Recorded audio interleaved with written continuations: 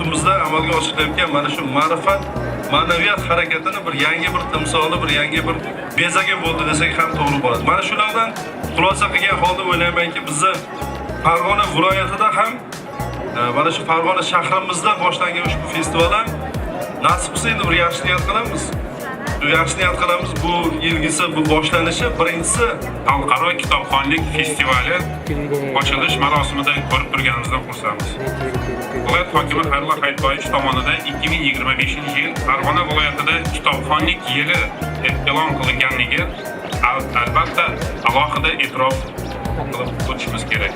Bu kabi kitobxonlik tadbirlari aholi, ayniqsa yoshlar o'rtasida kitob mutolaasini yanada rivojlantirish, shuningdek noshirlarimiz tomonidan so'nggi yillarda nashr etilayotgan turli janrlarda kitoblar bilan yaqindan tanishlari muhim ahamiyatga egadir.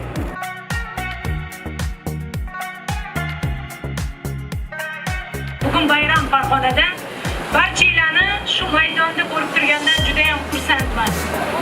Darhaqiqat yurtimizda kitobxonlik, kitobga bo'lgan munosabat o'zgarganini mana bugungi tadbirda o'zida ham bir guvohi bo'lib turibmiz. mana o'sha joyda joylashgan Farg'ona viloyati Ahmad Al-Farg'oniy nomidagi kutubxonamiz. Men ham qachondir mana shu yerda o'qib, Jahon tillari gimnaziyasida ushbu kutubxonadan chiqmasdim.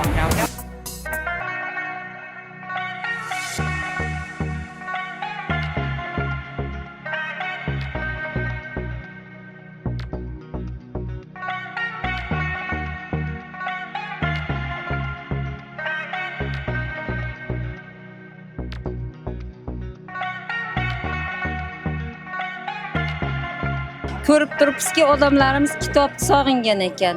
Mana katta-yu kichikka yoqyapti, hammaning fikrini bilyapmiz. Bunday bayramlar ko'p yana bo'lishini xohlayapti. Erkin Vohidov bitta she'rini aytib beraman, o'sha she'rga mos bugungi bayramimiz. Shukrona dilingga oshno bo'lsin-u, armonim yo'q desang xato bo'ladi. Dunyoning eng ko'hna falsafasi bu, orzu o'lsa hayot ado bo'ladi. Orzumizga yetishdik, ilohim bu kunlar bardavom bo'lsin, hamma kitob o'qisin. Hop, sizga bu bo'layotgan festival yoqyaptimi? Juda ham yoqyapti. Shunday festivallar haqida sizning fikringiz qanaqa? Meni fikrim, mana bu yil Farg'ona viloyatida O'zbekistonda birinchilardan bo'lib 2025-yilda Farg'onada kitobxonlik yili deb e'lon qilindi. Hozir har bitta tashkilotda, har bitta xonadonda kitobxonlik bo'yicha mushoiralar o'tkazilmoqda. Assalomu alaykum, ismingiz nima? Hadicha Bonu. Hop, Hadicha Bonu, siz kitob o'qishni bilasizmi? Siz shu paytgacha ko'pgina kitoblar o'qiganmisiz? Ha.